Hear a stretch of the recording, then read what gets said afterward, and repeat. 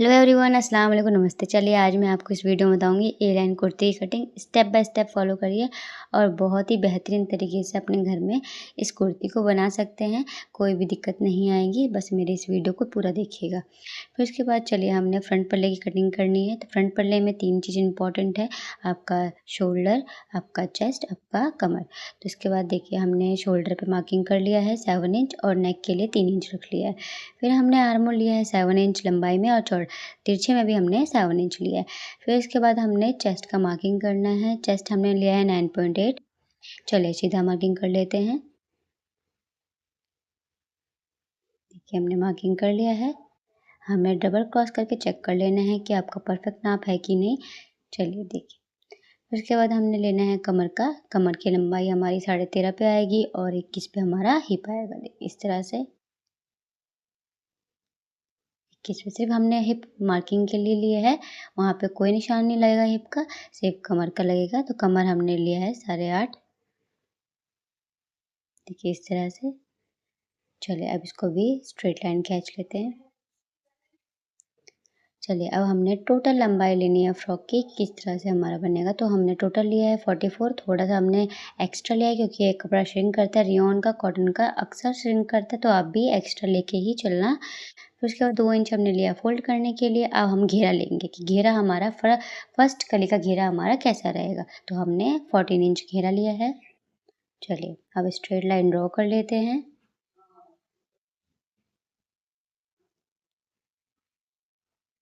देखिए ड्रॉ हो चुका है। अब हमने मेन शोल्डर के पास आना है कि हमारा कितना रहेगा। देखिए शोल्डर, नेक और शोल्डर के बीच का जो होगा मेन, उस पे आपने मार्किंग करनी है। फिर वहीं से आपने लेना है, फिर 5-5 इंच पे आपने मार्किंग कर लेनी है कली के लिए। देखिए इस तरह से हमने 5-5 इंच का मार्किंग कर लिया है।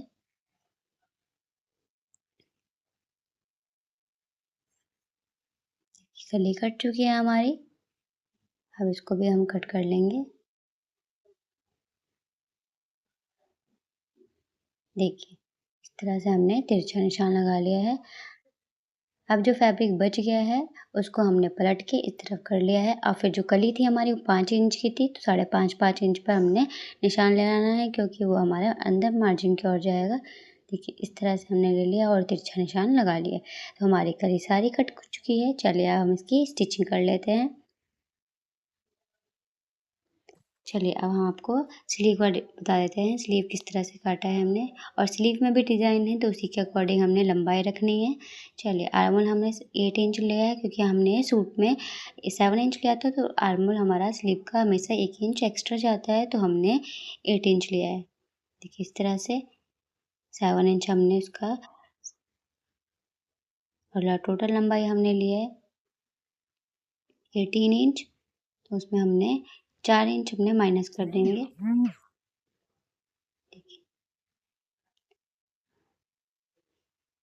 देखिए इस तरह से।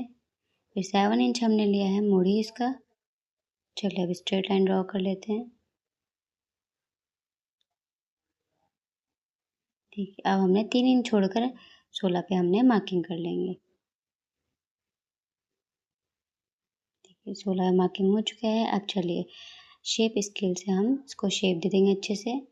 इस तरह से हमने शेप देना है। चलिए गोलाई दे देते हैं आर्म होल की। अब हम कटिंग कर लेते हैं।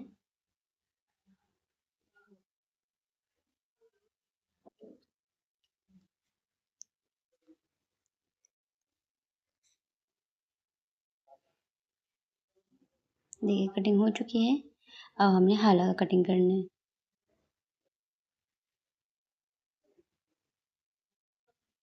हाला का भी मैंने ट्रिक बता रखा है, इस तरह से कटिंग करोगे तो फिर अच्छे से ही होगा।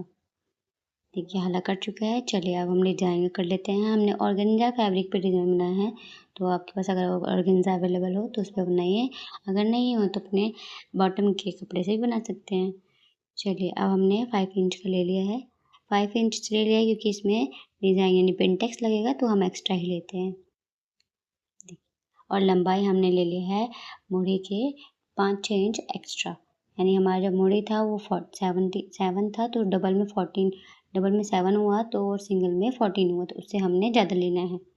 चलिए अब हम मार्किंग करके कट कर लेंगे। देख इस तरह से। अब चलिए 1 बाय 1 करके पेंटेक्स हम लगा लेते हैं।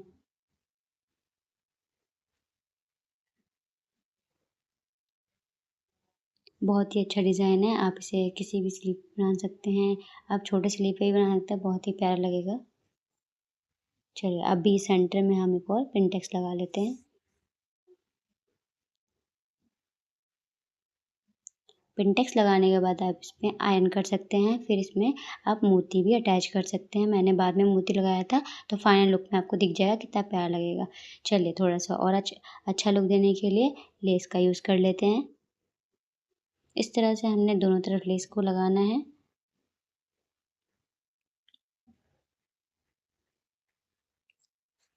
लेस ऐड करने से हमारे फैब्रिक में जान आ जाता है और बहुत ही प्यारा लुक देता है। चलिए अब 1 बाय 1 करके इसको भी अटैच कर लेंगे।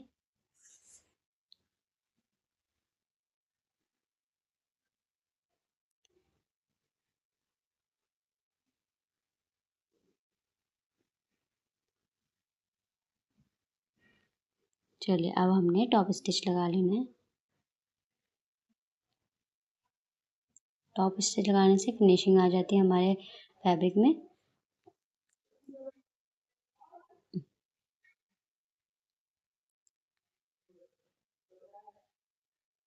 चलिए पाइपिंग भी लगा लेते हैं, क्योंकि हमारे कली में पूरे में पाइपिंग का काम हुआ है, तो बाजू में भी लगाना बनता है। इस तरह से हमने फोल्ड कर लिया है। बहुत ही इजी तरीका है पाइपिंग लगाने का। इस तरह से आप फोल्ड करिएगा तो आपका जो लुक है फिनिशिंग वाला दिखेगा और बहुत ही प्यारा लगेगा।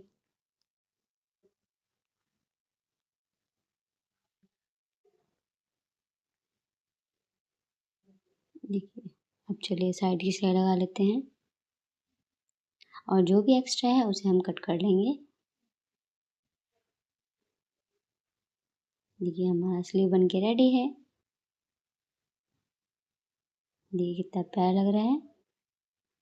कमेंट सेक्शन में ज़रूर बताइए आपको ये स्लीव कैसा लगा। चलिए अब हमने पाइपिंग का जो डोरी बनाया था वो किस तरह से लिया था, तो हमने 1 इंच से 1.2 इंच लिया था हमने, और हमने क्रॉस करके हमने इसको पूरे पाइपिंग को हमेशा क्रॉस करके हम सिलाई करते हैं। इस तरह से हमने सिलाई कर लिया। एक आपको मैं बता देती हूँ किस तरह से किया है, इसी तरह से आपको सब करना है। देखिए इस तरफ हमने ले लिया है दोनों को। दोनों का जो नोक है वो अलग अपोजिट डायरेक्शन में होना चाहिए, तभी आपका सही से आपका जो ये उरे वाला पट्टी है वो सही से लगेगा। चलिए पाइपिंग वाली डोरी ले लेते हैं। और जब पाइपिंग बनना है तो उसको बिल्कुल आराम से पेशेंस के साथ बनना है, तभी आपका पाइपिंग बहुत ही अच्छा बनेगा। देखिए मैंने सिंगल बूट नहीं लगाया है, मैंने डबल बूट पे ही हमने पूरा अच्छे से पाइपिंग बना दिया है, तो चेंज करने की कोई ज़रूरत ही नहीं है जब आप आराम आराम से अच्छे से पाइपिंग बनाओगे तो। देखिए पाइपिंग बन चुकी है। चलिए अब हमने कली पे लगा लेना है। इस तरह से हमने सभी कलियों पे पाइपिंग का यूज़ किया है, जिससे कि हमारे जो ए लाइन कुर्ती का लुक है वो बहुत ही प्यारा और देखने में एलिगेंट लुक दे।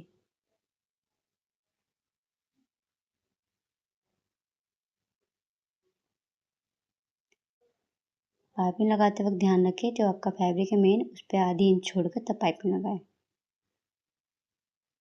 चलिए अब हमने कली लगा लेना है। सारे कलियों पे आपको पाइपिंग लगानी है।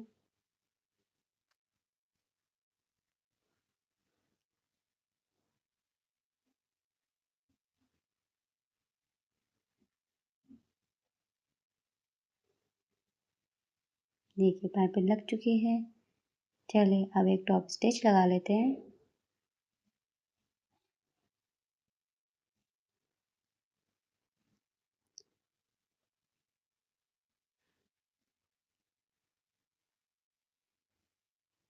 देखिए दोनों तरफ पाइपिंग हमने लगा दिया। देखिए तो टोटल 4 पाइपिंग लगी है। अब हमने मार्किंग करना है कि कहाँ से हमने जो फोल्ड करना है यानी स्टिच करना है सेंटर में, तो हमने वो 8 इंच की स्टिच करेंगे।